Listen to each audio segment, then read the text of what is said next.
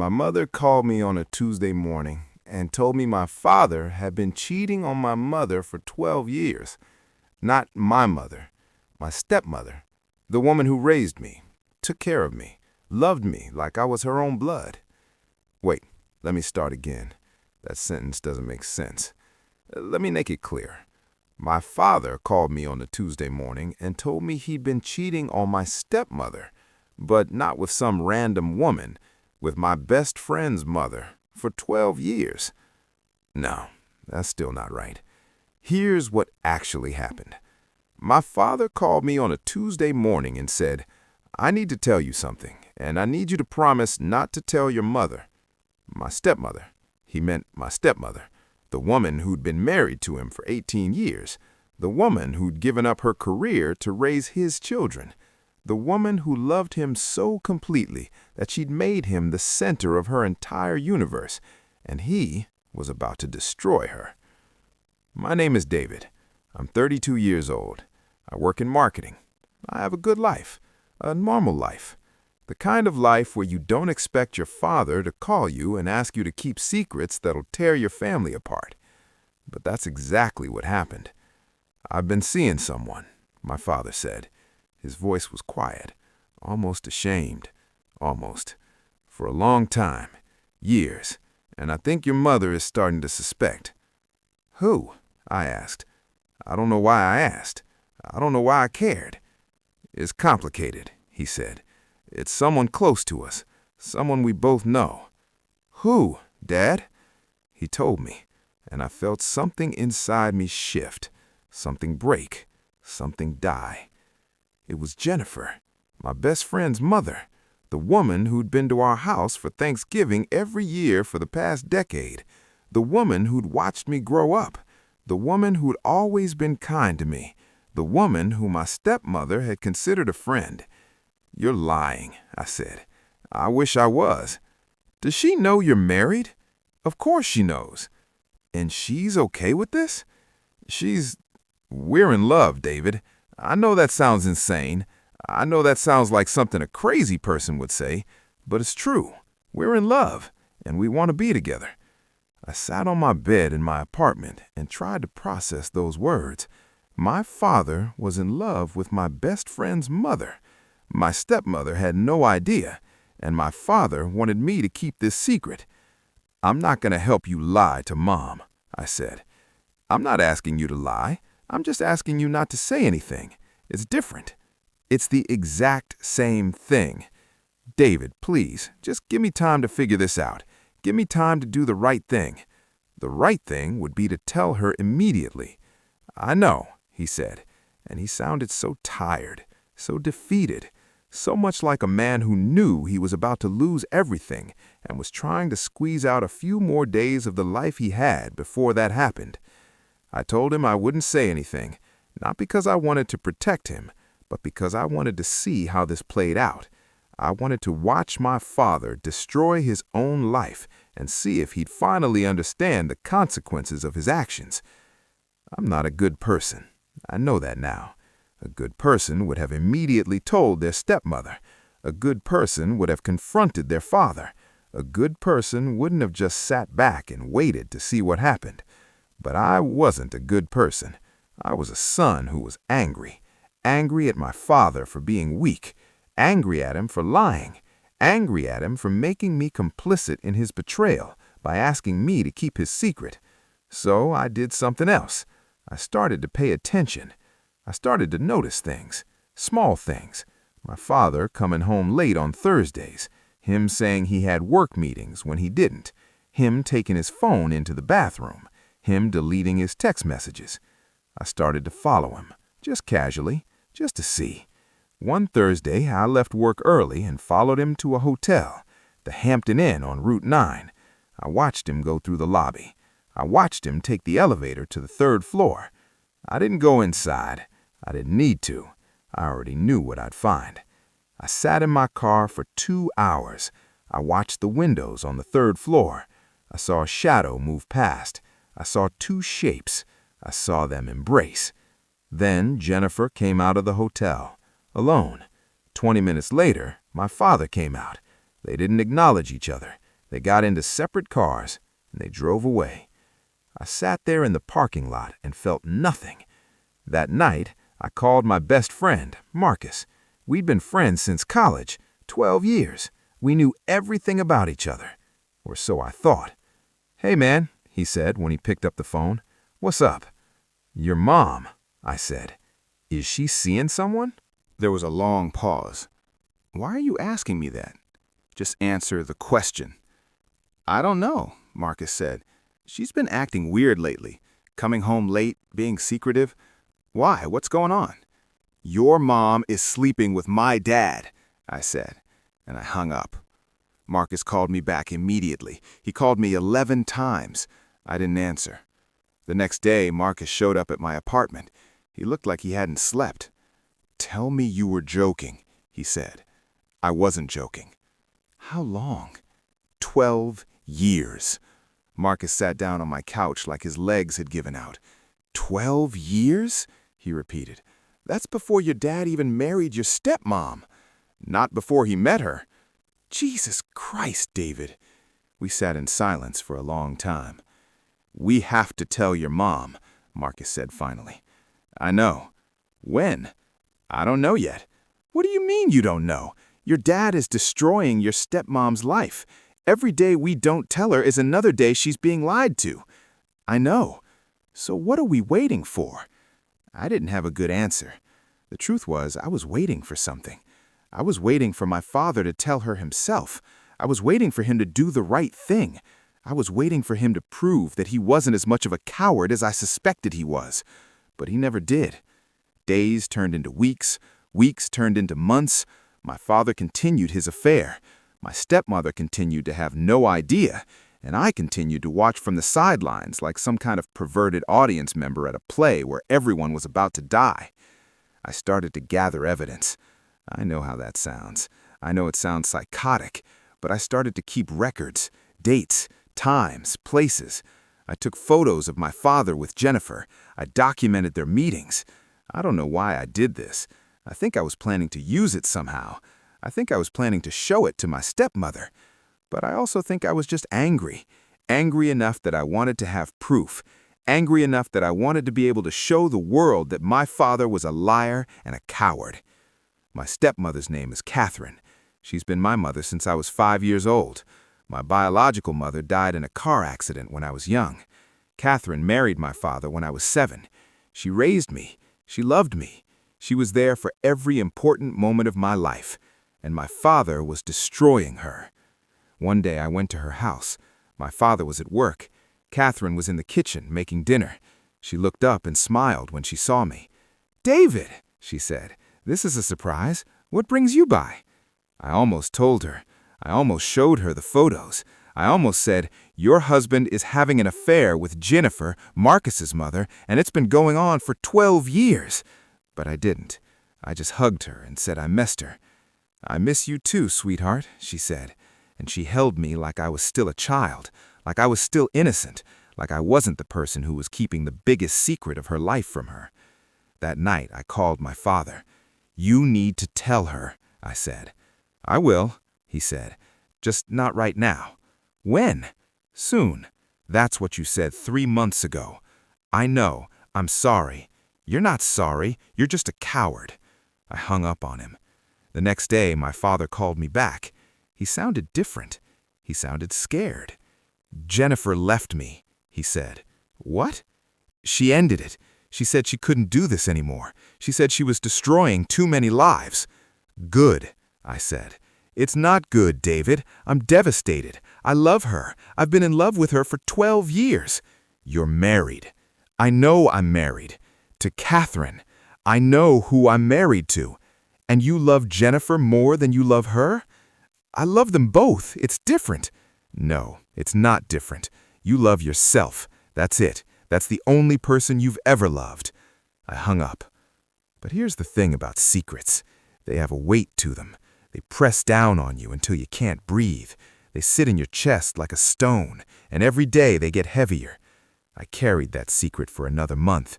I watched my father sink into depression. I watched him drink more. I watched him age. and I watched Catherine love him, not knowing that he was grieving a woman that wasn't her. One night, Catherine called me. She said she was worried about my father. She said he was acting strange. She said she thought something might be wrong with him. "Maybe you should talk to him," I said. "She's tried," she said. "He won't open up to me. He just says everything is fine." "Then maybe everything isn't fine." "What do you mean?" I almost told her. I almost said, "Your husband is having a breakdown because his affair ended, and now he's realizing that he's destroyed his marriage for nothing."